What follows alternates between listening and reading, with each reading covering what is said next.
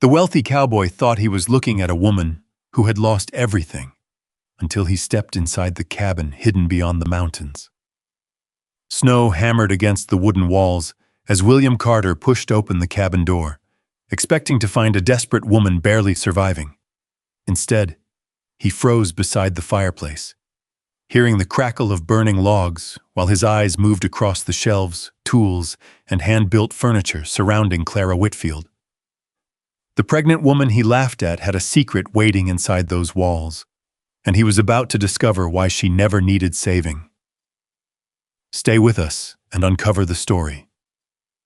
The morning sun rose over Black Pine, Montana territory, turning the wooden roofs along Main Street the color of old honey. A thin layer of dust rested on every porch step, every wagon wheel, every hitching post. The town had woken early, as it always did. Ranch hands carried sacks of feed from the supply store. The blacksmith's hammer rang against iron. A coffee pot steamed behind the counter of Miller's General Store, filling the air with the smell of burnt beans and fresh ground wheat. Black Pine was the kind of town where people knew who arrived before they knew why, and that morning, everyone knew William Carter had ridden in. Will Carter came down the road on a dark bay horse, his coat clean despite the trail dust, his hat sitting low over sharp eyes that missed very little. He was not a man who needed to announce himself. The size of his ranch did that for him. The Carter spread reached farther north than most people could walk in a day. His cattle moved across thousands of acres of open land, and his name carried weight from Black Pine all the way toward the mountain settlements. Men respected him, women admired him, business owners wanted his approval. But few people truly knew him. Will was the kind of man who could spend an entire evening in a crowded room and still seem like he was standing alone. He tied his horse outside Miller's General Store and stepped inside. "Morning, Mr. Carter," the storekeeper called. Will nodded once. "Morning." He came for supplies and to speak with a few ranchers about grazing routes near the northern ridge. The mountain land had become important over the past year. Water sources were changing, and every rancher in the territory had learned one simple truth. Land without water was just dirt. As Will waited for the storekeeper to finish counting his order, he heard laughter near the doorway. Not the easy kind, the kind people used when they were talking about someone who was not there to defend themselves. "You still believe she is living up there?" a ranch hand named Caleb asked. Another man leaned against the wall, shaking his head. "I believe she is stubborn enough to try." A few men laughed. Will glanced over. "Who are you talking about?" Caleb looked toward him with a grin. "You haven't heard?" Will lifted an eyebrow. The men seemed pleased to have something new to tell him. "Clara Whitfield," Caleb said. "The woman who left town months ago."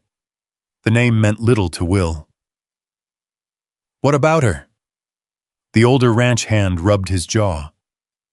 "She went up toward the northern mountains, alone." Someone laughed again. "Not completely alone," another man added. "She had a baby coming with her." The room filled with quiet amusement. Will looked between them. "She went into the mountains while pregnant?" Caleb shrugged. "That's what everyone says, and she is still there, so far." The men laughed. Will should have walked away, he knew that, but something about the certainty in their voices made him curious. Why would anyone do that? Caleb smiled. Maybe she thought life was some kind of story. Maybe she figured someone would come along and save her. Those words stayed in the air for a moment. Will looked toward the front window, where the mountains stood in the distance. Dark, quiet, and untouched. The mountains did not care about people's plans. They did not care about pride. They did not care if someone had money or a good name. Will had spent enough years ranching to know that. Still, he found himself shaking his head. "A woman alone out there won't last long." Caleb nodded. "That's what everyone says." Will turned back toward the counter. He did not know Clara Whitfield. He had never seen her face, He did not know what had driven her away, but he had already decided what kind of person she was, and that was something Clara would remember. 3 days later, Will rode back into Black Pine after checking a northern fence line. The afternoon was warmer, and the town was busy. A wagon rolled slowly down Main Street, carrying crates covered with a worn canvas sheet. A woman sat in the driver's seat holding the reins. At first, Will barely noticed her. Then people began looking. Not with kindness, with curiosity. The woman climbed down from the wagon carefully. She was large in frame, her pregnancy clearly visible beneath a plain brown coat. Her dress was clean but faded. Her boots carried dried mud from mountain trails. Her hands were rough from work, not the soft hands of someone who spent her days sitting inside. She unloaded a wooden box from the back of the wagon.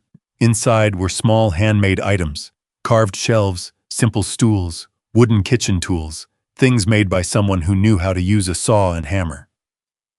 Will watched from beside the hitching rail. The woman noticed him looking. She straightened. Afternoon. Her voice was calm, not defensive, not apologetic. Will nodded. Afternoon. His eyes moved toward the wagon. You made these? Yes. Yourself? Clara looked at him. Yes. There was no pride in her answer, just fact. Will glanced at the items again. The craftsmanship was better than he expected. Still, his mind returned to the stories he had heard. You are Clara Whitfield. She did not answer immediately. That depends who is asking. A few people nearby slowed their movements. They knew something was happening. Will almost smiled. I am William Carter. Clara knew the name. Everyone in Black Pine knew the name. The ranch owner, that's right. His eyes moved toward her wagon, then toward the mountains behind town. So you're the woman who decided she could build a life up there. Clara held his gaze. I already did. The answer caught him off guard. Will looked at her again, at the worn coat, the dusty boots, the pregnancy, the simple wagon. He saw struggle. He saw difficulty. He saw someone who had made life harder than it needed to be. You know, he said, there is no shame in accepting help. The words were not meant to be cruel, but they landed that way. Clara's expression changed only slightly. I didn't say there was. Will looked toward the mountains. That place is not easy. No, you could have found a safer way. Perhaps. The short answers bothered him. Most people tried to explain themselves when speaking with Will Carter. Clara did not. She simply stood there. A woman who had walked through something he could not imagine. Yet instead of asking for sympathy, she was selling shelves she had built with her own hands. Will let out a quiet breath.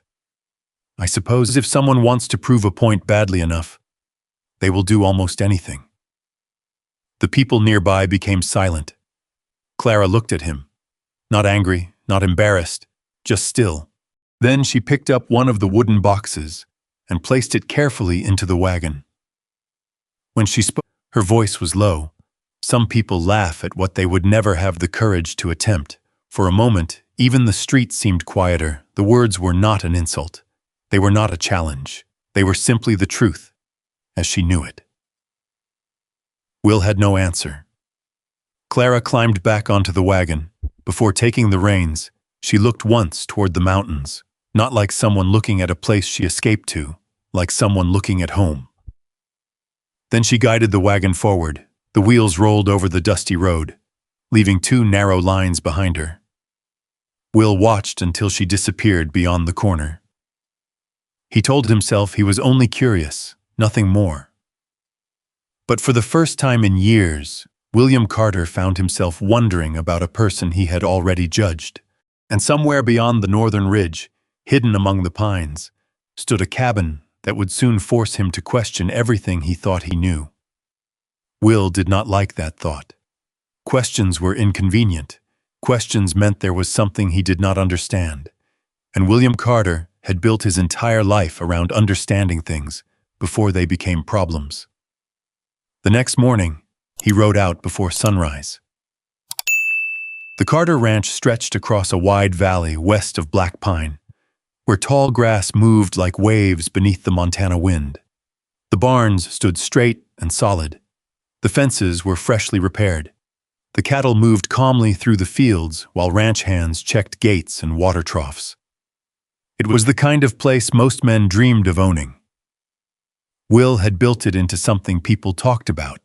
He had taken over the ranch after his father's health began failing, then spent years expanding it piece by piece. He knew every trail, every pasture, every creek crossing. He knew which horses were likely to spook during storms and which sections of fence would need attention after heavy snow. Nothing on the ranch happened without him knowing, or at least that was what he believed. "You're up early," Margaret Carter's voice came from the porch as Will approached the main house. His aunt stood there with a shawl wrapped around her shoulders and a coffee mug warming her hands.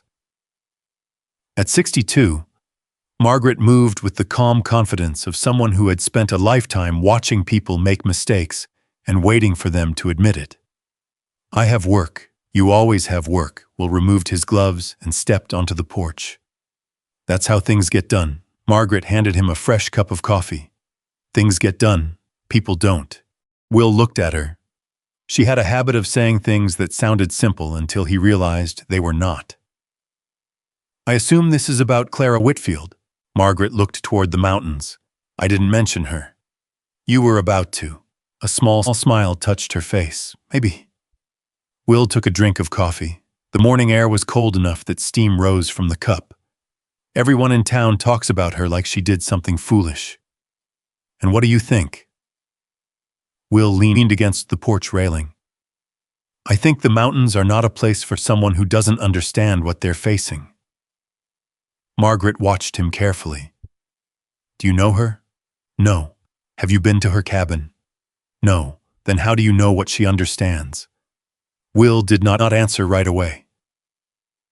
The silence between them lasted longer than he wanted. Finally, he looked toward the distant ridge. "Because I know what that land does to people." Margaret nodded slowly. "You know what the land does to people who aren't prepared?" Will glanced at her. "And you think she is?" "I think you don't like that possibility." He frowned. Margaret had always been one of the few people who could speak to him that way. Not because she was fearless, because she was honest.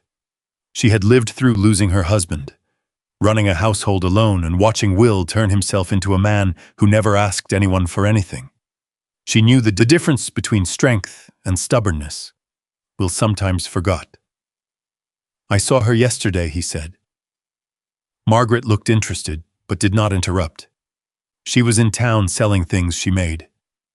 "What kind of things?" "Wooden shelves, tools, small furniture, and..." Will stared into his coffee, and she looked like someone who had no business being out there alone. Margaret raised an eyebrow.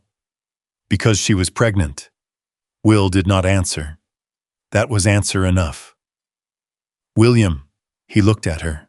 "Being heavy with a child does not make a woman helpless." "I didn't say helpless. You didn't have to." The words landed quietly, not harsh, just true. Will set the coffee mug on the railing. She chose a difficult road. Maybe Margaret turned toward the house. Or maybe she had no easy road left. Will watched her walk away. That sentence followed him longer than he wanted. Later that afternoon, Will rode with Samuel Reed along the southern fence line. Samuel had worked neighboring land for nearly 30 years. He was older, slower in his movements, but his eyes missed very little. The two men stopped near a broken gate where cattle had pushed against the wooden posts. Samuel climbed down and examined the damage. "You've been quiet." Will looked across the field. "Have I? You've checked the same fence twice." Will glanced at him. Samuel gave a small shrug. "Just saying." They repaired the gate in silence for a while. The sound of hammer against wood carried across the open land. Finally, Samuel asked, "This about the woman in the mountains?" Will tightened a bolt. "Everyone seems to have an opinion about her." Everyone has an opinion about everyone. Samuel placed another board against the post. Most folks just don't admit how little they know. Will looked at him. You think I was wrong? Samuel smiled faintly. I think you're a rich man who has spent a long time believing struggle looks the same for everyone. Will frowned. What does that mean? It means you see a person with worn boots and a small wagon and think they need help. Samuel lifted his hammer. Sometimes they do. He struck the nail.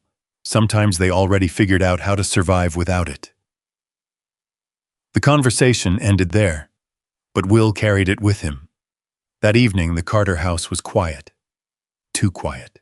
The dining room was large enough for 20 people, but most nights only Will and Margaret sat at the long wooden table. A fireplace burned at one end of the room. A clock ticked steadily against the wall. The silverware was polished. The food was good. Everything was exactly where it belonged. And somehow, none of it felt like home. Margaret noticed him staring at his untouched plate. You are thinking about her again. Will looked up. I am thinking about the northern land. Margaret smiled. Of course you are. He ignored the comment. The weather is changing. If she is really staying up there, winter will be difficult. Is that concern? No. Then what is it? Will looked toward the window. Outside, the last light of day rested on the mountain ridge. I don't know. That answer bothered him more than anything else. The next few days passed with work, meetings, ranch inspections, supply orders, receipts from the feed store stacked on his desk. But every time Will rode near the northern trail, he found himself looking toward the trees, toward the place where Clara Whitfield had disappeared. He told himself it was practical. He needed to understand the land. That was all. Still, when the first cold wind of the season moved through Black Pine, he remembered the way Clara had stood beside her wagon, not angry, not embarrassed, just certain. And for reasons he could not explain, that certainty stayed with him. A week later, one of his ranch hands reported missing cattle near the northern ridge. A small herd had wandered beyond the usual grazing area. Will saddled his horse before anyone else could volunteer. The trail led toward the mountains, toward the same direction Clara had taken. Clouds gathered above the peaks as he rode higher. The temperature dropped, the trees grew thicker, and somewhere beyond those pines waited a cabin built by a woman. He thought he understood, a woman he had never truly met. Not yet. That was what bothered William Carter most. He knew the stories, he knew what people in Black Pine said, he knew what he had seen with his own eyes. A woman with a weathered coat, a small wagon, and a child on the way, trying to carve out a life in the mountains. But knowing a few details about someone was not the same as knowing them. Will had spent years making decisions quickly. A rancher who hesitated too long lost cattle, money, and opportunities. He had learned that a man who waited for every answer before acting usually found himself too late, but the northern ridge had a way of slowing a person down. The trail became narrower as he climbed higher.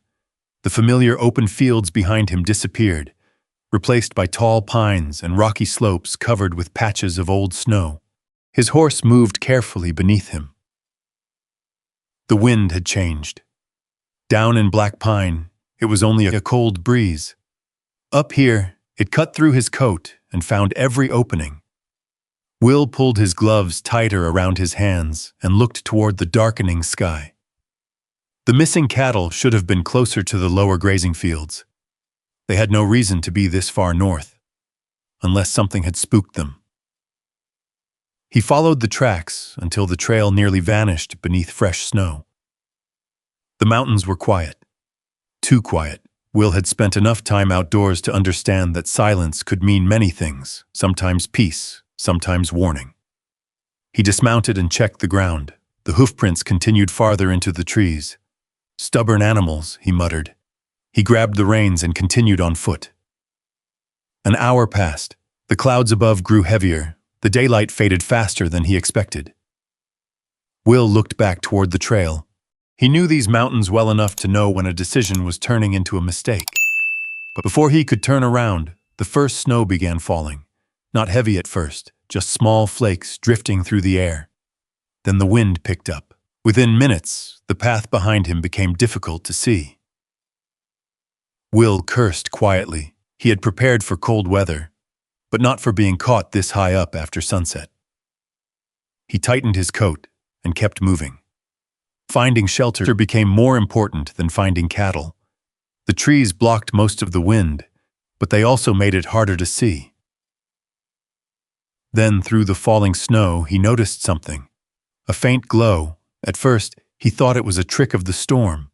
But then he saw it again, a small square of warm light between the trees. A window. Will guided his horse closer. A cabin stood in a clearing, not large, not decorated, but solid. The walls were made from carefully fitted logs. The roof was steep enough to shed snow. Smoke rose steadily from the chimney. Someone lived here. Will stared at the cabin for a moment.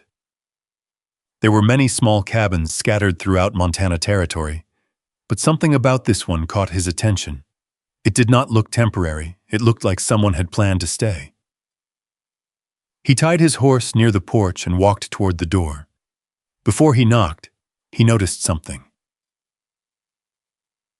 The porch boards were uneven in places, but repaired. The steps had been reinforced. A stack of firewood sat neatly beside the wall, protected from the weather. Small details. Details most people would overlook. Will raised his hand and knocked. A few seconds passed. The door opened, and there she was, Clara Whitfield. For a moment, neither of them spoke. The woman from the dusty road stood in front of him, wearing a thick wool sweater beneath her faded coat. Her sleeves were rolled slightly, revealing hands marked by work. A few strands of hair had fallen loose around her face. Behind her, a fire burned. The cabin smelled like coffee, pine smoke, and fresh bread. Not poverty, not desperation. Home. Looked at him. Mr. Carter. Will removed his hat. Clara. Her eyes moved briefly to the snow outside, then back to him. You are a long way from Black Pine. I was tracking cattle. She looked toward his horse. And the storm caught you. Will did not answer, because she was right. Clara stepped aside. You can stand outside proving a point, or you can come inside before you freeze. The words surprised him, not because they were rude, because they were practical. Will entered. The cabin was small, but every inch had a purpose. A wooden table sat near the window. A cast-iron stove warmed one corner. Shelves lined the walls, holding jars of preserved vegetables, folded cloth, tools, and books. Everything was clean. Everything had a place. His eyes moved across the room slowly. He noticed the craftsmanship. The shelves were not store-bought. The table had been repaired carefully. The window frame near the stove had fresh wood around it. Clara returned to the fire and adjusted a piece of wood. You should take off your coat. I am fine. She looked at him, not impressed, not offended, just waiting. After a moment, Will removed his coat. Clara returned to preparing dinner. The quiet between them felt unusual. Most people filled silence when they were around him. Clara did not. She moved around the cabin like someone who knew every sound it made. The floorboard that creaked, the cabinet that stuck slightly, the kettle that needed to be lifted carefully. Will watched. You built this? Clara glanced over. Yes, all of it, most of it. Will looked around again. The answer was simple, too simple. Who helped you? Clara placed a cup of coffee on the table. Nobody. The word stayed there. Will looked at her. You built this cabin alone? Clara sat across from him. I built what I needed. There was no pride in her voice, no desire to impress him. That bothered him more than if she had bragged, because it meant she was not trying to prove anything. She had simply done it. Outside, the wind pressed against the walls. Inside, the cabin held steady. Will looked toward the corner near the window. A wooden cradle sat unfinished. His eyes stopped there. Clara noticed. "I have a few things left to finish." "You made that too?" She nodded. Will looked back at her.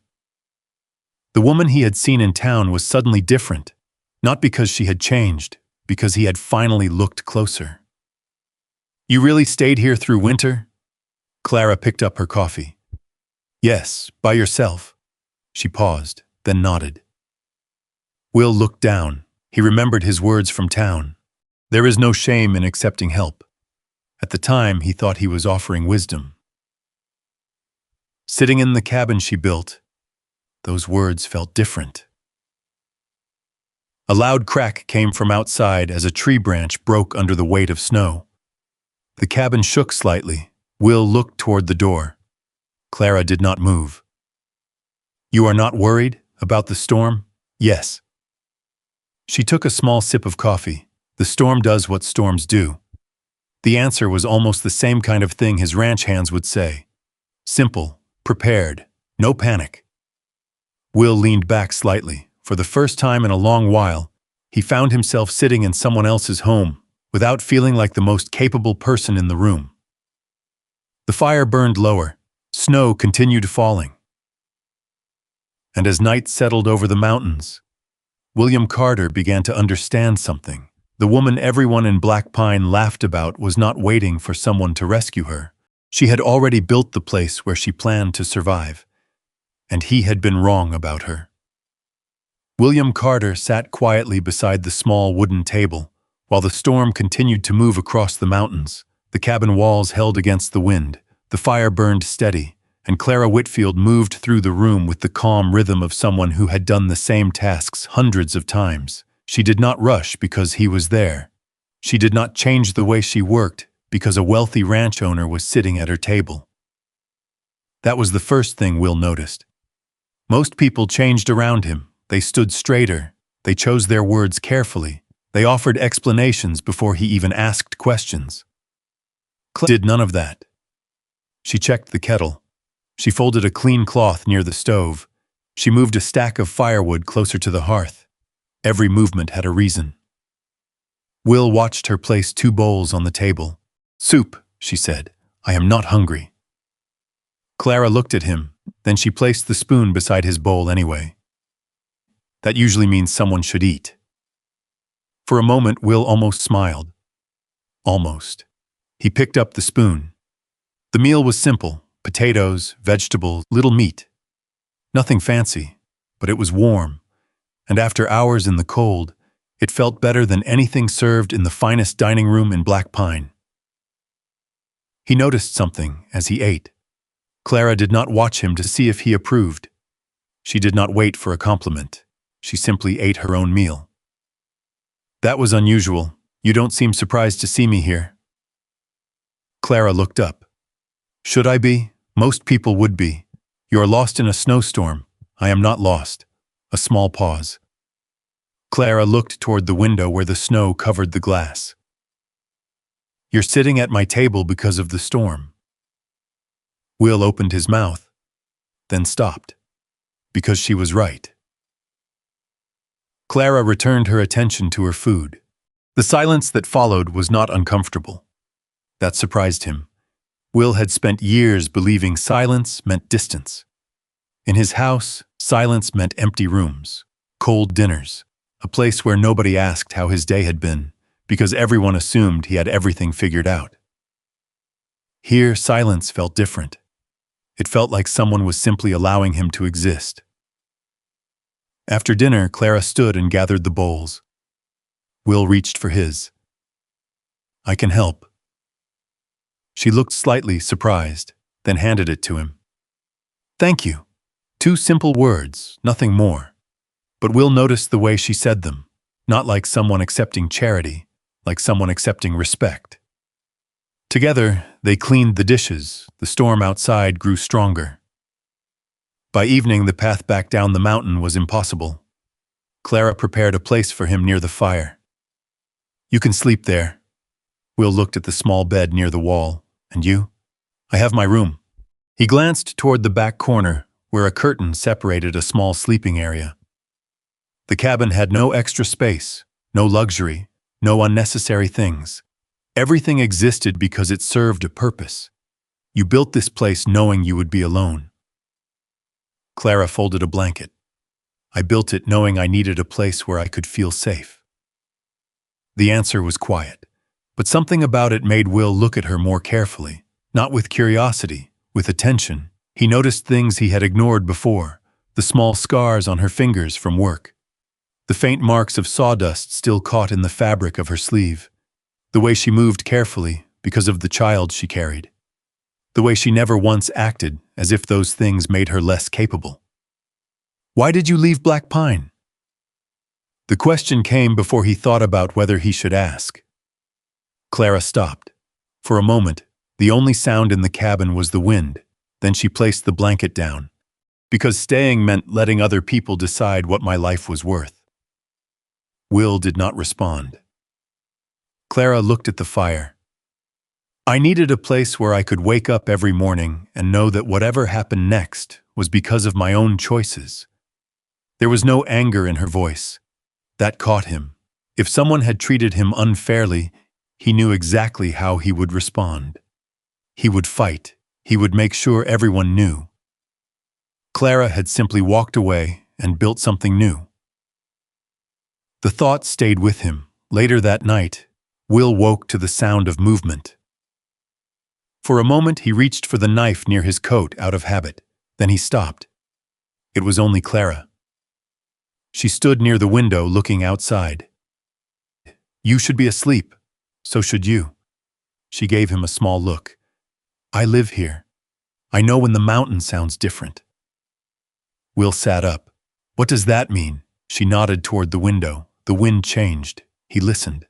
At first, he heard nothing unusual. Then slowly, he noticed it. The storm was shifting, not stopping, but changing direction. You can tell that, Clara shrugged. After enough nights here, you learn.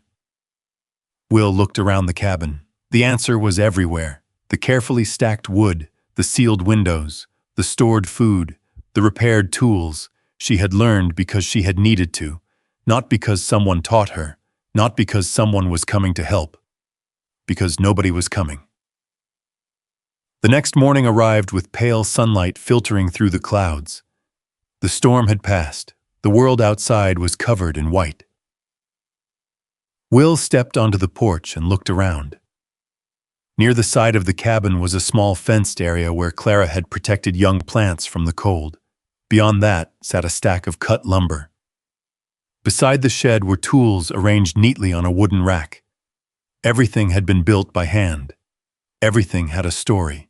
He turned and found Clara standing in the doorway. You really did all this yourself, she looked at the cabin. Not all at once. No one builds a life all at once. The words stayed with him. Will looked away toward the mountains. For the first time, he was not seeing a woman who had made a foolish choice. He was seeing someone who had made thousands of difficult choices and kept going. Before leaving, he checked his horse and tightened the saddle. Clara handed him a small wrapped bundle. What is this? Food for the trail. You don't have to. I know.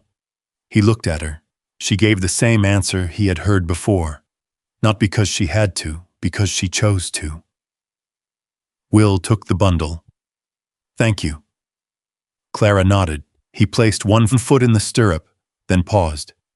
There was something he wanted to say, an apology, a recognition, something that would explain that the man who arrived at her cabin was not quite the same man leaving it. But words did not come easily to him. So instead, he looked at her and said the only thing he could. I was wrong about you. Clara held his gaze. For a moment, neither moved.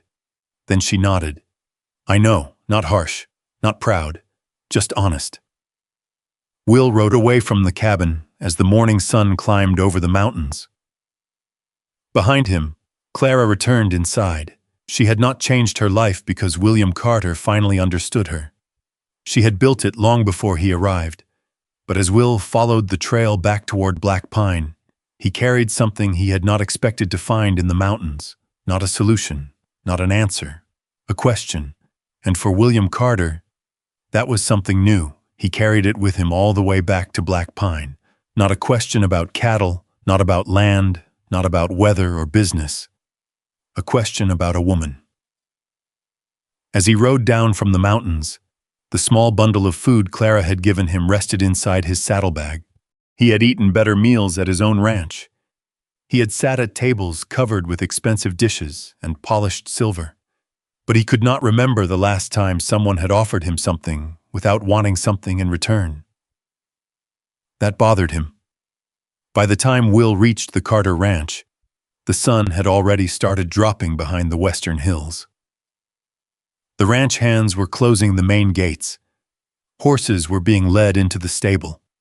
Smoke rose from the kitchen chimney as supper preparations began. Everything looked exactly as it always had, yet Will felt slightly out of place. Samuel Reed noticed it immediately. "You look like a man who found something he wasn't expecting." Will removed his gloves. "I found the cattle." Samuel looked at him, and Will glanced toward the mountains, "And I found Clara Whitfield." Samuel leaned against the fence post. "How is she?" Will paused. That was the problem. He did not know how to answer. "She's fine." Samuel nodded slowly. Most men would have stopped there. Samuel did not. "Fine doesn't usually make you look like that." Will looked at him. "Like what?"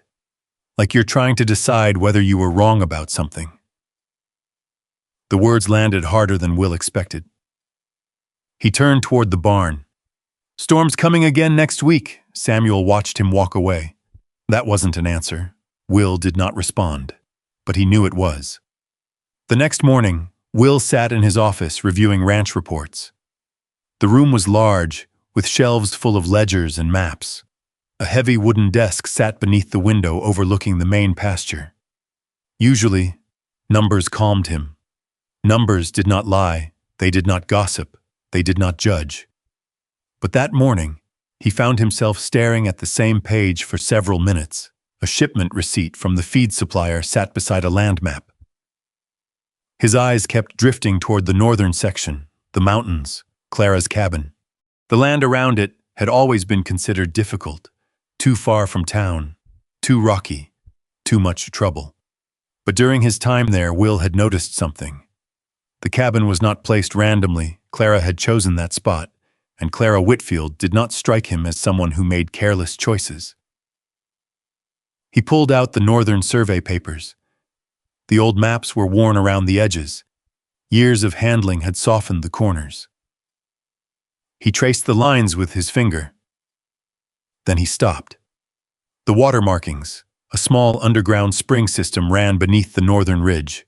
Not a large river, not enough to attract attention from most people, but enough.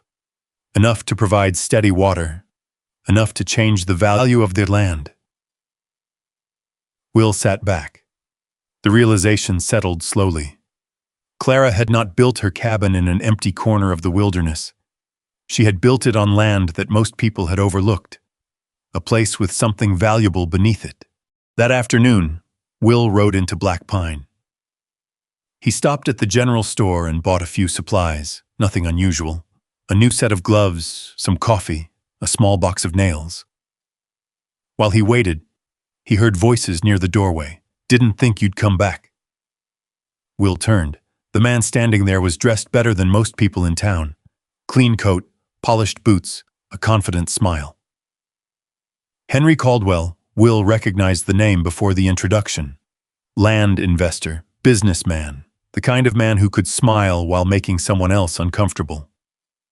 "Mr. Carter," Henry said. "Mr. Caldwell." Henry looked toward the street. Small town. Funny how news travels. Will said nothing. Henry smiled. "I hear Clara Whitfield has made quite a life for herself." There was something about the way he said her name. Not respect, ownership. She seems to be doing well. Henry's smile faded slightly. She always was determined. The words sounded almost like criticism. Will studied him. You know her? Henry looked surprised. Of course, a pause. We were supposed to be married. The store became quieter. Not because people stopped moving, because they started listening. Will looked at him. Henry adjusted his gloves. It was unfortunate how things turned out. Unfortunate, a simple word. But Will remembered Clara standing beside her wagon, remembered the cabin, remembered the answer she gave when he asked why she left. Because staying meant letting other people decide what my life was worth. Why are you back? Will asked. Henry looked toward the mountains. I heard Clara's property has potential. There it was, the reason, not concern, not regret. Land. Potential, Henry smiled. Some land is worth more than people realize. Will watched him carefully. And Clara knows that? Henry gave a small laugh. Clara is a good woman, but she is not a business person. The words bothered Will, not because they were insulting, because they sounded familiar. They sounded like the same judgment he had made, that she was someone who needed others to decide what was best for her. Except now he knew better. She's managed well enough so far. Henry looked at him. Has she? The question carried weight. A warning. Will did not answer. That evening, he returned to the ranch and found Margaret sitting in the kitchen with a cup of tea. You saw him. Will stopped. My expression gives that much away. Only to people who know you. He sat across from her. Henry Caldwell. Margaret's face changed slightly. You know him? I know of him. Will leaned back. He claims Clara's land has value. Margaret stirred her tea. Everything has value to someone. Will looked toward the window. She didn't mention it. Would you have told a stranger about something valuable you owned? He considered the question. No. Then perhaps she trusted her own judgment. The following week, Will found himself riding north again. He told himself he was checking the boundary lines. That was true, but it was not the whole truth. The mountains appeared ahead as the afternoon light faded. When he reached Clara's cabin, she was outside repairing a wooden fence. She looked up. This time she did not seem surprised. Mr. Carter, Clara. He removed his hat. I was checking the northern boundary. She glanced at the empty land behind him. All the way out here? Will almost smiled. Almost. I suppose I wanted to see how the boundary was holding. Clara looked at him for a moment. Then she returned to the fence. That is usually what people say when they are curious. The honesty of it caught him. Will stepped closer. I learned something about your land. Clara stopped working, not suddenly, carefully. What did you learn? There is water beneath this ridge. Her hand rested on the fence post. Yes. Will looked at her. You knew. Of course, the answer surprised him. How? Clara looked toward the mountains, because I searched before I built. She placed the hammer down. I spent weeks walking this land, testing soil, watching where plants grew better, learning where the ground stayed cool even during dry months. Will looked at the cabin behind her. You planned everything. Clara nodded. I had to. A quiet moment passed, then Will asked, Why didn't you tell anyone? Clara looked back at him. Because the moment people hear something has value, they stop seeing the person standing on it. The words were quiet, but they stayed. Will thought of Henry Caldwell. He thought of the people in town laughing. He thought of himself. For the first time, he understood that Clara had not only built a cabin, she had protected a place where she could finally belong, and now someone from her past was coming to take it away. For Clara Whitfield, the mountains had never promised an easy life. They had promised something else, a chance, a place where every morning belonged to her, where the sound of a hammer against wood meant progress, not punishment.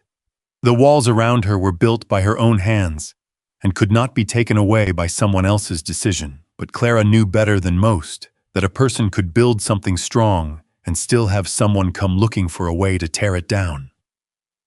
That was why, when Henry Caldwell returned to Black Pine, she was not surprised. Disappointed, perhaps, but not surprised. The news reached her through a simple letter. A neighbor riding north stopped by her cabin and handed her the envelope. "Found this waiting at the post office," Samuel Reed said. Clara recognized the handwriting before she opened it. She stood on the porch for a long moment. The mountains were quiet. The wind moved through the pine trees. The baby inside her shifted slightly as she held the letter. Then she opened it. Henry's words were polite. Too polite. He wrote about concern, about wanting to make things right, about believing she had made choices without understanding the consequences. Clara folded the letter carefully. She had heard those words before. People often wrapped control in kindness. They called it help, they called it concern. But the result was always the same. Someone else wanted to decide for her. 2 days later, Henry Caldwell arrived in Black Pine. He came in a polished carriage pulled by 2 well-fed horses. The contrast was impossible to miss, the townspeople noticed. Henry stepped down wearing a dark coat, clean gloves, and a confident expression that suggested he had never once doubted he would get what he wanted. The same man who had once promised Clara a future now walked through town like he owned part of it. At Miller's General Store, people gathered around him. They always gathered around men like Henry, men with money, men with connections, men who knew how to make ordinary things sound important. "I only want what is best for her," Henry said. The storekeeper nodded. "Of course." Henry looked toward the mountains. Clara has always been stubborn. A few people exchanged looks. She thinks she can manage everything herself. The words sounded familiar, too familiar, because Will Carter had once thought something similar. But Henry said them differently, not with concern, with judgment. "That property is too much for one person," Henry continued, "especially now." The room became quieter. Everyone knew what he meant. Clara's pregnancy, her cabin, her land, her future. "I have offered to purchase it," Henry said. "A fair price." The storekeeper hesitated. "And if she refuses?" Henry smiled. "Then I suppose we will have to let the proper authorities decide what is reasonable." By afternoon, the entire town knew, including Will. He was standing outside the Carter Ranch office when Samuel rode in. "Henry Caldwell is back." Will looked up. "I know." Samuel studied him. "How?" "Because everyone in Black Pine knows within an hour when something involves money." Samuel nodded. "Fair point." Will returned his attention to the papers in his hand. But he was not reading them. He was thinking about Clara, about the way she had looked when she said, "The moment people hear something has value, they stop seeing the person standing on it." He had not understood then how much truth was behind those words. Now he did. That evening, Will rode into town. He found Henry outside the courthouse speaking with Elias Turner. Elias was Black Pine's local lawyer, a serious man with a careful way of speaking. He had handled land agreements, ranch contracts, and family disputes for years. Will approached. "Mr. Turner," the lawyer nodded. "Mr. Carter." Henry turned. "William." There was a pause, not friendly, not hostile, just 2 men measuring each other. "I hear you are interested in Clara's property," Will said. Henry smiled. "I am interested in helping someone who does not understand what she owns." Will's expression did not change. "That sounds convenient." Henry's smile faded slightly. "Careful. About what?" "Making assumptions." The words were calm, but Will heard the warning beneath them. Henry stepped closer. "Clara is emotional. She has been through a difficult time." Will looked at him. "You mean because she is pregnant?" Henry hesitated, only briefly, but Will noticed. "She needs stability," Henry said. "No." Will's voice was quiet. She needs people to stop deciding they know better than her. The silence between them lasted a moment. Elias Turner looked between the two men. He had clearly noticed the change. The old Will Carter would have spoken differently, sharper, more forceful. This Will was controlled. That was new. Henry adjusted his coat. I suppose Clara has convinced you she is capable. Will did not answer, because the truth was simpler. Clara had not convinced him, she had shown him. Later that week, Clara came into Black Pine for supplies. She stopped at the general store first. She needed flour, coffee, lamp oil, a few pieces of fabric, simple things, the kind of items that filled a person's days. When she stepped onto the boardwalk outside the store, she saw Henry waiting. He looked exactly as he had years ago, confident, certain, as if time had only moved forward for everyone except him. Clara, she stopped. Henry. He looked at her carefully. Not at her face, not at the person standing before him, at the situation, the pregnancy, the worn coat, the wagon. You don't have to keep doing this. Clara held the bag in her hand. Doing what? Living this way. She almost laughed. Almost. Instead, she waited. Henry continued. I can fix this. There it was, the same promise, different words. Clara looked at him. You mean you can buy my land? His expression changed, only slightly. But enough. I mean I can give you security. I built my own. Clara. No. The word was calm, not angry, not loud, just final. People nearby had started watching. Henry lowered his voice. You are making this harder than it needs to be. Clara looked at him for a long moment. Then she said, You left because my life was no longer convenient for you. Henry's jaw tightened. That's not fair. Neither was what happened. The street became silent. Even the horses seemed still. Clara adjusted the bag in her hand. I spent months hearing people tell me what I could not do. She looked toward the mountains, then I stopped listening. Henry had no answer, because for the first time, Clara was not the woman he remembered. She was not waiting for him to explain. She was not hoping he would return. She had already moved on. From across the street, Will watched. He had come to town for supplies. That was what he told himself. But now he stood still, watching Clara face the man who had abandoned her. And something inside him shifted. Not anger, not yet. Something quieter, respect. Because Clara did not need someone to fight her battles. She had been fighting them long before he arrived. But as Henry walked away, Will understood one thing. The fight ahead would not be simple, because Henry Caldwell was not returning because he missed Clara. He was returning because he wanted what she had built. And this time Clara would not be standing alone. But William Carter understood something now. Standing beside someone did not mean standing in front of them. For most of his life, Will had believed protection meant taking control. If a fence broke, he fixed it. If a deal went wrong, he handled it. If a problem appeared, he stepped forward before anyone else could. That was how he had built his ranch. That was how he had survived. But Clara Whitfield was different. She did not need someone to speak over her. She needed someone who believed her voice mattered. And that was something Will was still learning. The days after Henry Caldwell returned were tense in Black Pine. The courthouse became busier.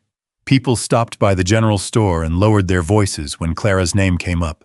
Some believed Henry, some did not, but almost everyone had an opinion. That was the way of small towns. A person could build a cabin alone in the mountains for months and still be judged by people who had never stepped inside it. Will noticed the change when he rode through town. Conversations stopped when Clara passed. Men who once ignored her suddenly watched her. Not with respect, with curiosity. And Will hated that he understood the feeling, because he had done the same thing. He had looked at Clara and decided he knew her story before she ever spoke. One morning, Will found Clara outside Elias Turner's office. She stood holding a folder of papers against her coat. The wind moved through Main Street, carrying dust between the buildings. Will stepped down from his horse. Trala. She turned. For a moment she looked surprised. Then her expression softened slightly. Mr. Carter. He noticed she still called him that. Not Will, not William. A small distance remained between them, and he understood why. I heard you met with Elias. I did. About the land? Yes, Will nodded. I can help. Clara looked at him. Not angry, not offended, just quiet. Help how? The question made him pause. I can speak with him. I can make sure Henry doesn't pressure you. Clara studied his face. William, the way she said his name made him stop. I appreciate the offer. He waited. But she looked toward the courthouse. But this is my fight. Will lowered his eyes briefly. A few months earlier, he would have argued. He would have told her he had experience. He would have explained why he knew better. Instead, he simply asked, "What do you need?" That surprised her. A small change crossed her face. Not a smile, something quieter. I need you to believe me. Will looked at her. I do, then stand beside me. The words stayed with him, not in front of me, beside me. That afternoon, Clara met with Elias Turner inside the courthouse. The room smelled like old paper and wood polish. Sunlight came through the tall windows, falling across stacks of documents on the lawyer's desk. Elias adjusted his glasses as he reviewed the papers Clara brought. These records are useful. Clara nodded. I kept everything. Receipts, every purchase, supplies, every delivery, construction notes. She placed a small notebook on the desk. The pages were worn from use. Elias opened it carefully. Inside were measurements, dates, material lists, and small notes written in Clara's handwriting. He looked through several pages. Then he looked at her. You kept records while building a home. Clara shrugged. I knew someday someone might ask how it was done. Elias glanced toward Will, who stood near the wall. The lawyer noticed something. Will was not speaking, not interrupting, not directing, just listening. That was unusual. You are not here to argue for her? Elias asked. Will looked at Clara, then back at Elias. No. The answer surprised both men. I am here because she asked me to stand beside her. Elias looked between them, then slowly nodded. That may be the most useful thing you can do. Outside the courthouse, Henry waited near the steps. He had seen enough. The way Will stood beside Clara, the way Elias listened, the way people had started looking at Clara differently. Henry did not like losing control, especially not to someone he believed he had already left behind. You've changed your position, Henry said as Will walked out. Will stopped. My position? You were not interested before. Will looked at him. I was wrong before. Henry gave a small laugh. About her? Will said nothing, because the answer was obvious. Henry stepped closer. You barely know her. Will looked toward Clara, who was speaking with Elias a few yards away. No, a pause. But I know enough. Henry's expression hardened. Enough to risk your reputation. Will adjusted his hat. My reputation is not the thing being questioned here. That answer caught Henry off guard. For years, Will Carter had cared deeply about how people saw him. But now, for the first time, he cared more about what was right. Henry walked away, but the problem did not leave with him. That evening, Clara returned to her cabin. The sun was low over the mountains when she arrived. Will had followed at a distance, making sure she reached the trail safely. When she noticed him, she stopped. You came all the way here?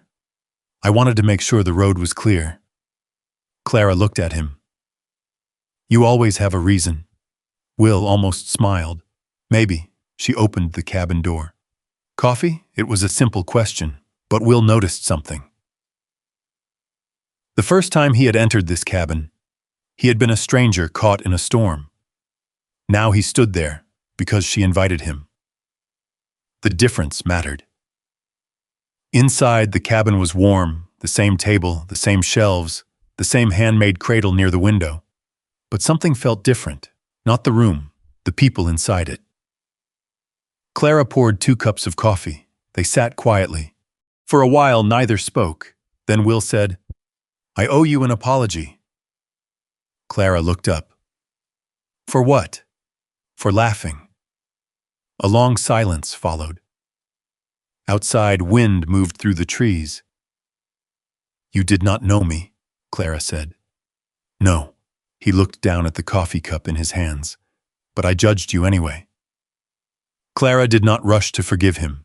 She did not tell him it was nothing. She simply looked at him. Then she said, "Most people do." The words were gentle, but they carried years behind them. Will nodded. "I don't want to be most people."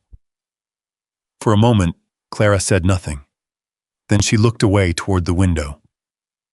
"I believe you are trying." It was not forgiveness, not completely, but it was something, and for Will Carter, something was enough, because he had spent years building fences around his land. Now, slowly, he was learning how to take them down.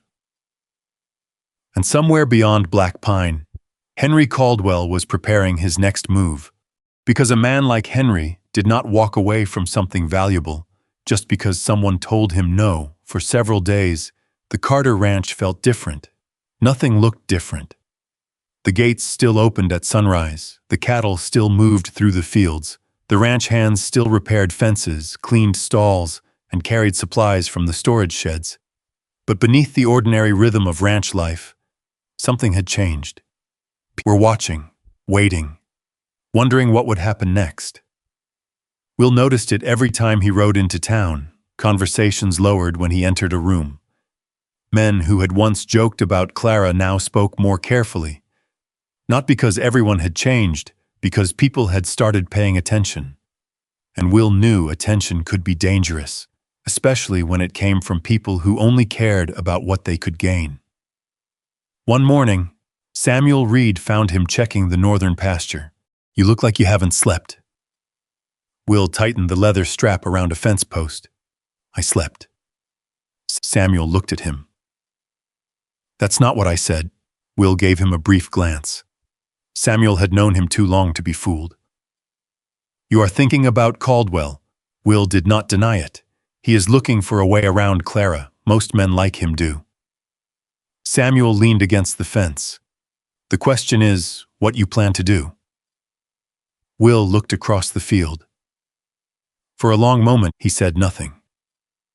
A year ago, his answer would have been simple. He would have handled it. He would have met Henry face to face. He would have used his money, his influence, and his reputation. But Clara's words returned to him. "Stand beside me, not in front of me." "I don't know yet," Will finally said. Samuel smiled slightly. "That may be the first honest answer I've heard from you in years." Will looked at him. "You enjoy that?" "A little." Samuel laughed softly. "Don't worry, I'll keep it between us." The 2 men returned to work. Neither of them knew that by nightfall, the ranch would face a problem neither money nor reputation could solve. The fire started after midnight. The Carter Ranch was usually quiet at that hour. The house had gone dark, the kitchen fire had burned low, the ranch hands were asleep in the bunkhouse after a long day. Then one of the horses began kicking against the stable door, hard, repeatedly. The sound woke Eli, one of the younger ranch hands. At first, he thought the animal had been spooked. Then he smelled smoke. "Eli!" His voice cut through the darkness. Within moments, the ranch came alive. Doors opened. Boots hit the wooden floor. Men grabbed coats and lanterns. Will was already outside before someone reached the main house. The glow in the distance told him everything. The remote cattle shelter near the western field was burning. Not the main barn, not the house. A smaller structure used for storing feed and protecting younger animals during storms. Important, replaceable. Will grabbed a horse and rode toward it. The night air was cold against his face. Smoke drifted across the field. When he arrived, several ranch hands were already trying to move supplies away from the flames. "Get the horses back!" Will shouted. The men moved quickly. No panic, no wasted movement. Years of ranch work had taught them how to act when things went wrong. Will helped carry equipment away from the building. Then he stopped. Near the edge of the field, he noticed something. A broken lantern, not one belonging to the ranch. It sat in the dirt away from where it should have been. Will picked it up. He stared at it for a moment. Someone had been here. This was not an accident. By sunrise, the fire was gone. The damaged shelter stood blackened against the morning sky. The ranch hands worked quietly, cleaning the area. Nobody needed to say what everyone was thinking. Someone had done this. Margaret came outside carrying a fresh pot of coffee. She handed Will a cup. "You look tired." "I am." She looked toward the damaged building. "Was it an accident?" Will stared at the ground. Margaret did not ask how he knew. She simply stood beside him. A few hours later, Will rode into Black Pine to speak with Elias Turner. The lawyer listened carefully as Will explained what happened. "You are certain I found a lantern?" Elias folded his hands. "A lantern does not tell us who held it, I know. That was the hardest part, knowing something was wrong, not being able to prove it." When Will left the office, he saw Clara outside the general store. She was carrying a small package of supplies. The moment she saw him, she noticed something in his face. "What happened?" Will hesitated. He did not want to worry her, but he also knew Clara deserved the truth. "There was a fire at the ranch." Her expression changed. "Was anyone hurt?" "No." She let out a quiet breath. "Good." Will studied her. Most people would have asked about the damage first. Clara asked about the people. That was who she was. "What do you need?" she asked. The question surprised him. "What?" "The ranch." Will shook his head. "You don't need to involve yourself." Clara looked at him. There was that calm certainty again, the same one he had seen in the mountains. "I didn't ask if I needed to." A small silence passed. Then she continued, "I asked what you need." Will had no answer, not because he didn't need help, because he was not used to accepting it. That afternoon, Clara rode with him back to the ranch. Some of the workers looked surprised when they saw her. A few whispered, but Clara ignored them. She walked through the damaged area, looked at the supplies, checked what could be saved, and asked questions. Simple questions, useful questions. What can be moved before the next storm? Which tools are missing? How many cattle need a different shelter? Nobody had expected her to know what to ask, but she did. Samuel watched from a distance. Finally, he shook his head. "What?" Will asked. Samuel smiled. "Nothing. Say it." "I just find it interesting." "What?" "That the woman you thought needed saving is the one helping save your ranch." Will looked toward Clara. She was standing beside a group of ranch hands, her coat pulled tight against the cold wind, explaining where supplies should be moved. She was not trying to impress anyone. She was not trying to prove a point. She was simply helping. And something changed inside Will, not suddenly, not like a storm breaking, something quieter, a realization settling into place. Clara was not strong because she survived without people. She was strong because she knew when to stand alone and when to stand with others. That evening, as the ranch lights came on one by one, Will found Clara near the fence line. The mountains were dark in the distance. "You didn't have to come here today." She looked at him. "I know." He almost smiled. "You say that often because people often forget." Will looked down. "I used to think needing help meant weakness." Clara waited. "And now," he looked across the ranch, "now I think refusing help can be its own kind of weakness." For a moment, neither spoke. Then Clara nodded, a small gesture. But Will noticed. Before she left, he walked her to her wagon, not because she needed him to, because he wanted to. Neither of them saw Henry Caldwell watching from across the road. But he saw everything, the way Will looked at Clara, the way Clara trusted Will, and Henry understood something that made his expression harden. The land was not the only thing he could lose. For years, Henry Caldwell had believed every problem had a price. A few carefully chosen words, a well-written contract, a handshake between the right people. That was how the world worked, as far as he was concerned. People with influence made decisions. People without it accepted them. But Clara Whitfield had never followed those rules, and now William Carter was standing beside her. That changed everything. The days after the ranch fire moved quickly. The damaged shelter was repaired piece by piece. The ranch hands replaced broken boards, rebuilt storage areas, and moved supplies before the next cold front arrived. Will paid close attention to every detail, but his mind was elsewhere. The evidence against Henry was not enough. The lantern proved someone had been near the shelter. It did not prove who, and Henry knew that. He continued walking through Black Pine as if nothing had happened. He greeted people, he visited the general store, he spoke politely with Elias Turner. A man like Henry did not need everyone to believe him. He only needed enough people to doubt Clara. That was how he operated, not through force, through uncertainty.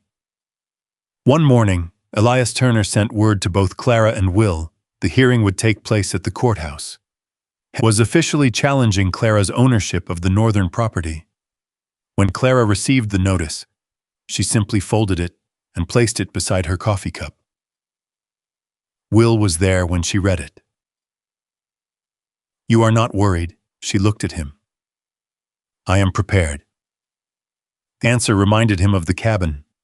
Everything about Clara was preparation, the way she stored food before winter, the way she repaired tools before they broke, the way she recorded every purchase. Will looked at the stack of papers beside her. "You kept all of this for years?" Clara nodded. "Receipts, delivery notes, materials." She opened the folder. "I knew one day someone might ask." Will looked down at the papers. He thought about all the things he had mistaken for stubbornness. The truth was different. Clara had simply been ready. The day of the hearing arrived cold and clear. The courthouse stood at the center of Black Pine, a simple wooden building with a small bell tower above the entrance. People gathered early. Some came because they cared. Others came because they wanted to see what would happen. That was the way of frontier towns. Hard times brought people together. But they also brought out curiosity. Clara arrived wearing a dark blue dress beneath her winter coat. Nothing expensive, nothing designed to impress. She carried the same worn leather folder she had carried into Elias's office. Will walked beside her. Not ahead. Beside. Inside the courthouse, Henry stood near the front table. His coat was pressed. His papers were organized. He looked comfortable, like a man who already knew the ending. Elias Turner opened the hearing. "Mr. Caldwell has raised questions regarding the ownership and management of the northern property." Henry stood. "Thank you." His voice was calm, measured. "I want to make clear that my concern is not personal." Clara watched him without expression. Henry continued. "Miss Whitfield has faced difficult circumstances. She is expecting a child. She has been living in isolation. My concern is whether she is capable of managing valuable property alone." A few people shifted in their seats. The words sounded reasonable. That was what made them dangerous. Henry turned toward the room. "The land contains resources that could benefit this entire area. It should not remain in the hands of someone who may not have the ability to maintain it." Will's jaw tightened, but he stayed silent. Clara had asked him to stand beside her. Not fight for her. Henry looked toward Elias. "I believe a proper arrangement would protect the land and provide Miss Whitfield security." Elias glanced at Clara. Your response? Clara stepped forward. The room became quiet. She placed the folder on the table. My response is that Mr. Caldwell has never been inside my cabin. Henry's expression changed slightly. She continued. He has never walked the land he wants to control. A pause. He has never repaired the roof after a storm. He has never carried lumber through the snow. He has never planted anything there or protected anything there. Her voice remained steady, but he believes he understands what I have built. Nobody moved. Clara opened the folder. These are the receipts from every supply purchase. She placed them carefully on the table. Every delivery from Black Pine. Every tool. Every board. Every nail. Elias picked up the papers. Henry watched. This does not prove she built the cabin alone. Clara nodded. I know. Then she reached for the notebook. This does. She opened the worn pages. The room leaned closer. Inside were measurements, dates, drawings, small notes about repairs and materials. Not the work of someone who wandered into the mountains without a plan. The record of someone who built a home step by step. Elias looked through the pages. Where did you learn construction? Clara answered simply. I learned because I needed to. The courthouse went silent. Then Samuel Reed stood. I saw her hauling those supplies myself. Everyone looked toward him. Samuel adjusted his coat, more than once. An older rancher near the back nodded. I saw the wagon too. Another voice followed. She bought lumber from my store. The room changed. Not suddenly. Slowly. The same people who had once repeated rumors were now hearing the truth. Henry looked around. His certainty began to fade, but he was not finished. Even if she built it, he said, that does not mean she understands the value of the land. Will looked toward Clara. He expected her to look at him. She did not. She stepped forward herself. The value of land is not only what can be taken from it. Henry frowned. Clara continued, it is what can be built on it. She placed one final document on the table. Elias picked it up. His eyes moved across the page. Then he looked at Henry. This appears to be a signed agreement confirming the original transfer of the property. Henry's face changed, just for a moment. But everyone saw it. The agreement had been hidden beneath the other paperwork. Clara had kept it safe. Henry had not expected that. Where did you get this? Elias asked. Clara looked at the document. My father kept copies of important papers. A pause, and I kept them after he was gone. The room became completely still because everyone understood the woman Henry believed had nothing, had protected everything that mattered. Elias reviewed the documents for several minutes. Then he closed the folder. The ownership records appear valid. Henry stood still. The hearing was over. No shouting, no dramatic scene, just the quiet sound of a man realizing he had lost. Outside the courthouse, people gathered in small groups. Some congratulated Clara. Some simply nodded. A few avoided her eyes. Will stood beside her on the steps. For a while, neither spoke. Then he said, You knew exactly what you were doing. Clara looked at him. Yes. He smiled faintly. I should have known. A small breeze moved through the street. The mountains stood beyond the rooftops, the same mountains where people once believed Clara would fail. Will looked at her. The cabin was never the surprising part, was it? Clara tilted her head. What was? He looked toward the courthouse, the fact that you built it. She waited. The surprising part was that you had to prove it to people who never bothered to ask. For the first time in a long while, Clara's expression softened. Not because the town had changed, not because Henry had lost, because someone finally saw the truth, and William Carter understood something else. Clara's greatest proof was not the documents, not the receipts, not the witness statements. It was the life she had built when nobody believed she could. For the first time in years, William Carter understood the difference between winning and being right.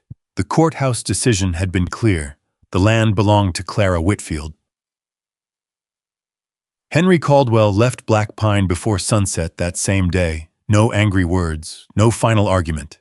Just a quiet departure down the same dusty road he had arrived on, carrying the papers he thought would give him control. But Clara did not celebrate.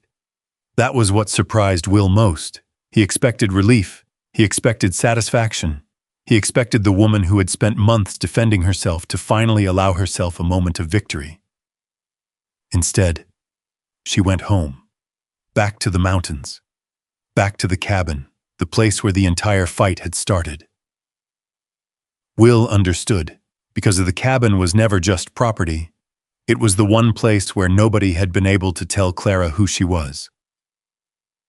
A week later, Will rode north. He did not bring lawyers. He did not bring ranch hands. He did not bring a wagon full of supplies or an excuse about business. He simply rode. The trail was familiar now, the same narrow path through the pines, the same open stretch where the wind moved freely across the mountainside. When he reached the cabin, he saw Clara sitting outside. A blanket rested around her shoulders. The late afternoon sun painted the wooden walls golden. She was not working. That alone told him something was different. Clara usually always had something in her hands, a tool, a piece of fabric, a task waiting to be finished. Today, she simply sat there, looking at the cabin. Will slowed his horse and stepped down. Clara noticed him. "You came alone." "Yes."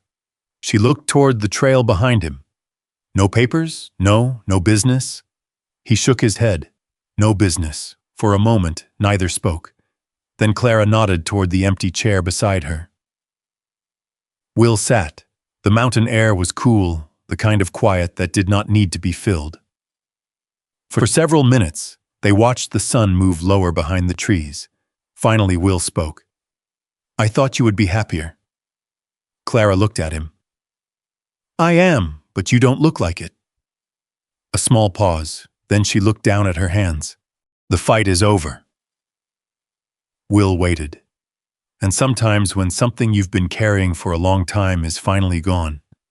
She stopped, not because she did not know what to say, because she was choosing the words carefully. "You realize how heavy it was?" Will looked at her, the woman who had faced Henry in front of the entire town. The woman who had stood in that courthouse without asking anyone to speak for her. Now sitting quietly beside the home she built, not broken, just tired. "I spent so much time proving I could survive," Clara said.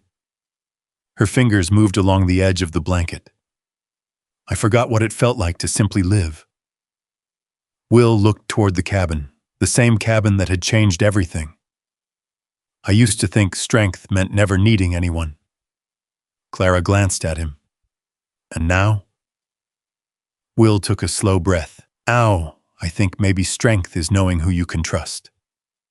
The words surprised him as much as they surprised her, because William Carter had not been raised to speak that way. He had been raised to endure, to provide, to solve. Feelings were things people carried quietly, but Clara had changed the way he looked at things, not by demanding, not by forcing, simply by showing him another way. A breeze moved through the trees. The sound filled the silence between them. Then Clara spoke. "When I left Black Pine, I thought the hardest part would be the work." Will looked at her. "It wasn't?" She shook her head. "No." She looked toward the valley below. "The hardest part was believing people when they told me I was less than I thought I was." Will lowered his eyes, because he knew exactly who she meant, including himself. "I was one of those people," Clara did not deny it. "No." The answer was quiet. Will looked at her. "I am sorry." The words came simply. No explanation, no excuse, just an apology. Clara watched him for a long moment. The man sitting beside her was not the same man who had stood in Black Pine and laughed at what he did not understand. He had not become perfect, but he had changed, and that mattered. "I know," she said. 2 words, but they carried more weight than a speech. The sun disappeared behind the mountains. The temperature dropped. Will stood. "You should get inside." Clara looked at him. "Are you giving me orders?" A small smile appeared at the corner of his mouth. "No. Good." Stood slowly. Will noticed and instinctively reached out, then stopped. A moment passed. He lowered his hand. Clara noticed. The small hesitation. The choice. Before, he would have assumed she needed help. Now he waited, and when she reached for his arm, it was because she chose to, not because he decided for her. Together, they walked toward the cabin. Inside, the fire was low. The room was exactly as it had always been, the table, the shelves, the handmade cradle near the window. But Will noticed something new. A small wooden cup sat beside his usual place at the table. He looked at it. Clara noticed. "I made it." "For me?" She nodded. It seemed useful. Will picked it up. The wood was smooth beneath his fingers, simple, carefully made, like everything else in her home. "Thank you." Clara looked away. A quiet moment passed. Then Will said, "I don't know what happens next." She looked back at him. For once, he was not pretending to have every answer. That was new, neither do I, and somehow, that was enough. Outside, the mountains stood silent, the same mountains that had once separated Clara from everyone else. Now they surrounded a place where 2 people could sit together without needing to prove anything. But neither of them knew that another truth was waiting, a truth about William Carter's past, a truth that would explain why a man who had everything had spent so many years building walls around himself. And when Clara learned it, she would finally understand that she was not the only one who had been surviving alone. For several weeks after the hearing, life settled into a quieter rhythm. The town of Black Pine slowly returned to its usual pace. The courthouse doors opened each morning. The general store received shipments every Thursday. The blacksmith's fire burned from sunrise until evening. People still talked. Small towns always did. But the way they talked about Clara Whitfield had changed. The same woman they once described as foolish was now the woman who built a cabin in the mountains and stood her ground when powerful people tried to take it away. Clara never asked for their approval. That was what made the change even more noticeable. She continued living the same way. She came into town when she needed supplies. She traded vegetables from her mountain garden. She bought flour, coffee, lamp oil, and cloth. She greeted people politely. Then she returned home. She did not suddenly become someone else because people finally noticed her. Will admired that. He found himself noticing small things. The way she counted every coin before placing it back in her purse. The way she saved pieces of fabric because she knew they could be useful later. The way she checked the weather before making any trip down the mountain. Clara had built her life from careful choices, not luck, not chance. Choices. One morning, Will rode to the northern cabin with a wagon behind him. Clara stepped onto the porch when she heard the wheels. "What is all this?" Will climbed down from the wagon. "Lumber." She looked at the stack. "I can see that." A faint smile touched his face. "I thought the cabin could use some improvements." Clara crossed her arms. Improvements, more storage space, a stronger roof section before winter, a room for the baby. The smile disappeared slightly. "I didn't ask you to build anything, I know." That answer made her pause. Will looked toward the cabin. "I'm not trying to replace what you made." Clara stayed quiet. "I know this place matters to you." The wind moved through the trees. Then he added, "I just thought maybe it could hold more." Something in her expression softened. Not because of the lumber, because of what he had said. He understood. That mattered. Over the next few weeks, The northern cabin changed slowly, not into something grand, not into a wealthy man's house, into a home. Will worked beside Clara, not for her, with her. He carried boards. She measured them. He held pieces in place while she checked the fit. Sometimes they disagreed. Sometimes they stood silently looking at the same problem from different angles. But neither tried to win. They tried to solve it. Margaret visited one afternoon and stood near the doorway watching them work. Will was kneeling beside the new wall, listening while Clara explained where a shelf should go. Margaret smiled. "What?" Samuel Reed asked beside her. He had arrived with supplies. Margaret shook her head. "I never thought I would see the day."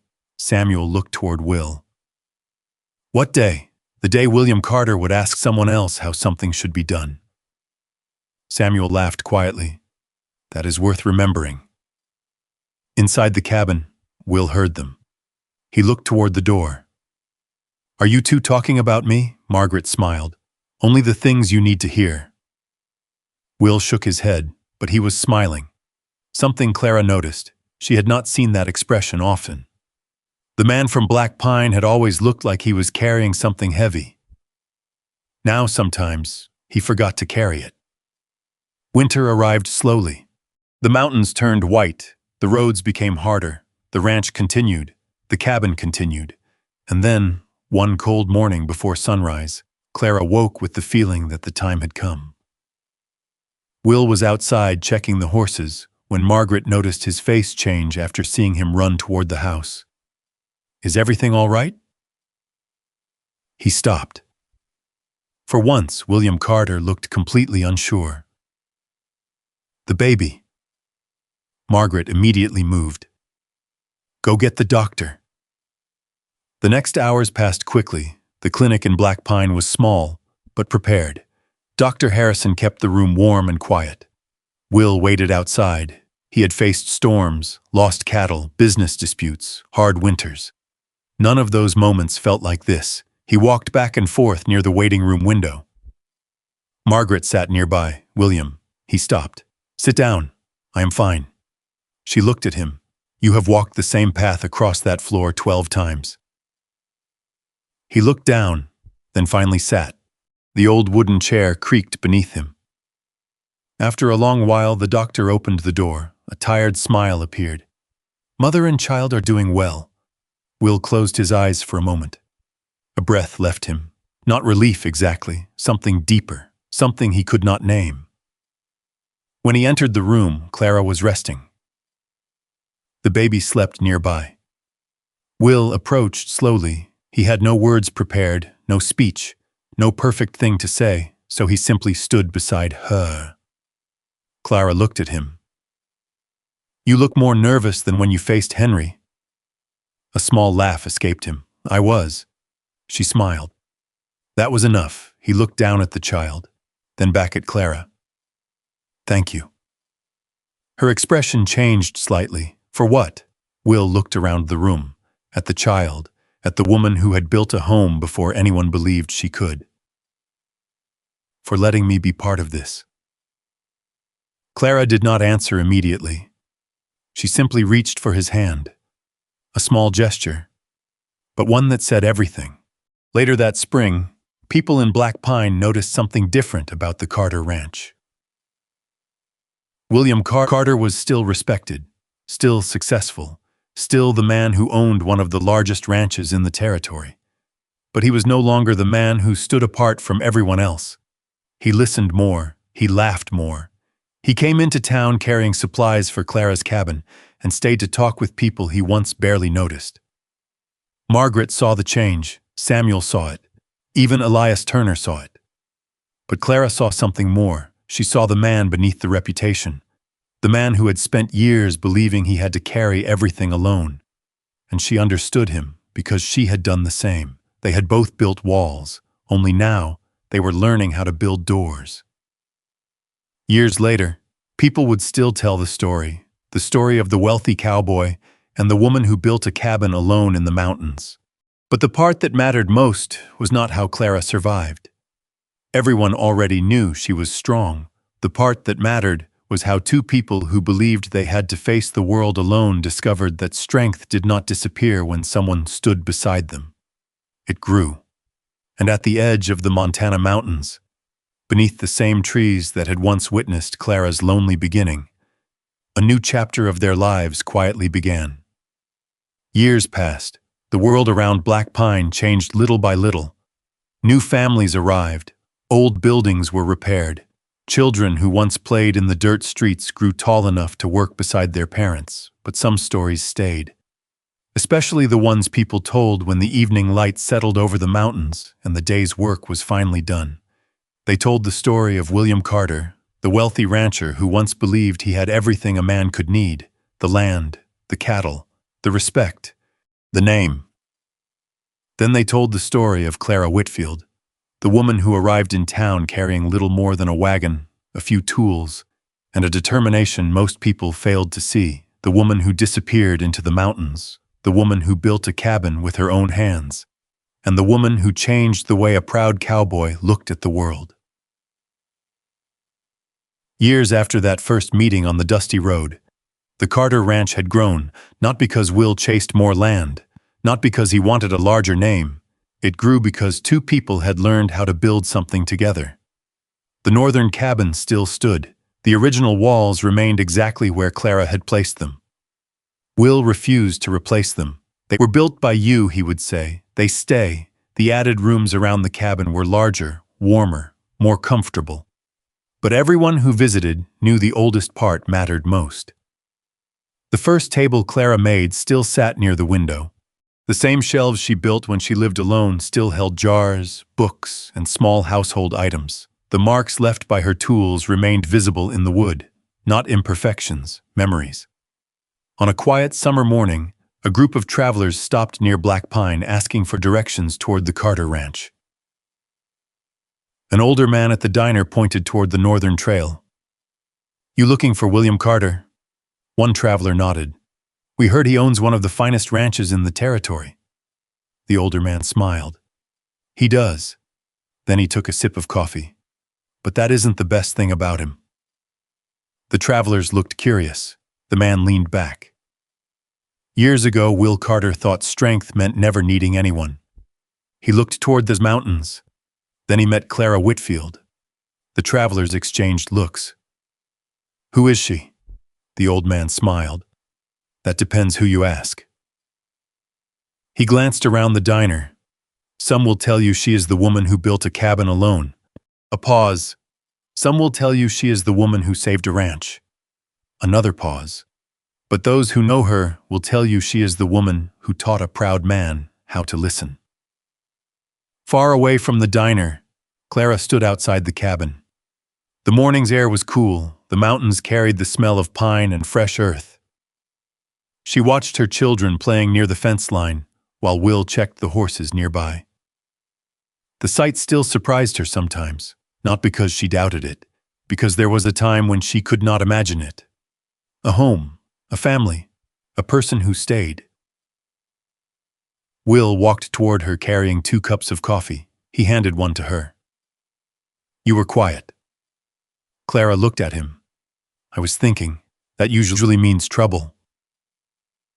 A small smile appeared on her face. "Not this time." They stood together, looking across the land, the same land that had once felt like a place where she had to prove herself. Now it was simply home. After a while, Will spoke. "Do you ever think about that first day?" Clara knew exactly what he meant. The road into Black Pine, the wagon, the people watching, the man who laughed. She looked at him sometimes.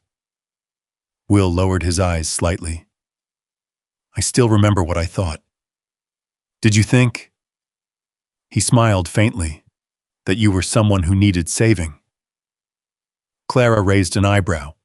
"And now?" Will looked toward the cabin, then back at her. "Now I know I was the one who needed to learn." The wind moved gently through the trees.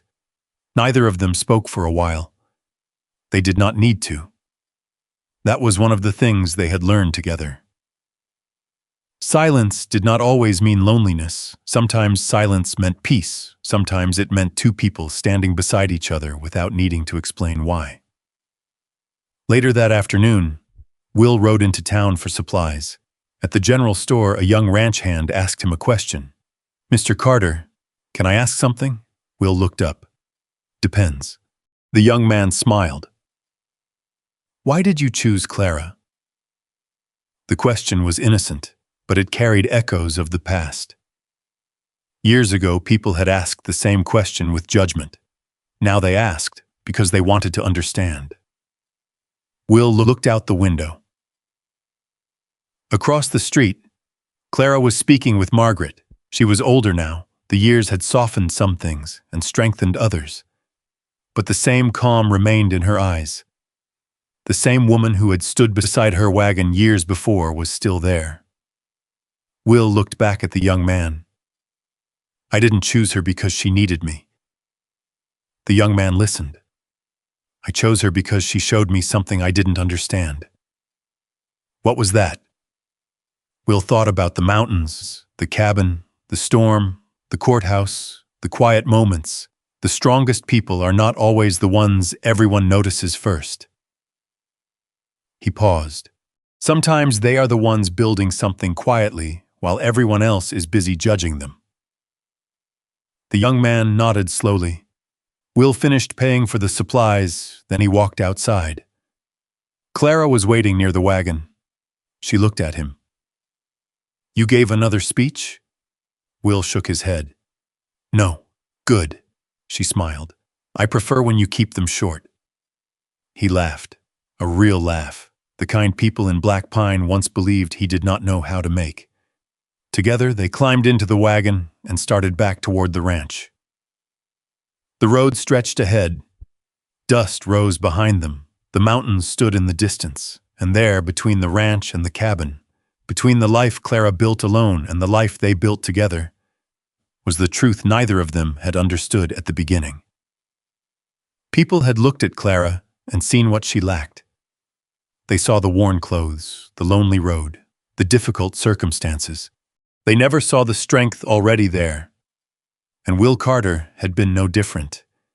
He had looked at her and believed he understood her story, until he stepped inside the cabin she built, until he saw the hands that created it, until he learned that the woman he thought needed rescuing had already saved herself. The richest thing William Carter ever owned was not the land beneath his feet. It was the trust of the woman who had taught him that love was not about finding someone to complete you. It was about finding someone who saw you clearly and choosing to stand beside them. Because sometimes the person who changes your life is not the one who arrives to rescue you. Sometimes it is the person who finally takes the time to see the strength that was there all along. Imagine standing where Clara stood, on that lonely mountain road with nothing but a wagon, a few tools, and a dream of a place you could finally call home. Imagine carrying the weight of other people's opinions while quietly building a life with your own hands. And imagine, years later, finding someone who does not ask you to become smaller, but chooses to walk beside you. That was the gift Clara and Will found in each other. She taught him that pride is not the same as strength. He taught her that accepting love does not erase independence. Together, they discovered that healing does not come from forgetting the past, but from finding someone who respects the person you became because of it. If you have ever had to rebuild, forgive, or wait for someone to truly understand your heart, we would love to hear your story. Share your thoughts in the comments. And if you enjoy stories of love, resilience, mystery, and second chances, consider subscribing. Many more unforgettable journeys are waiting for you in the stories still to come.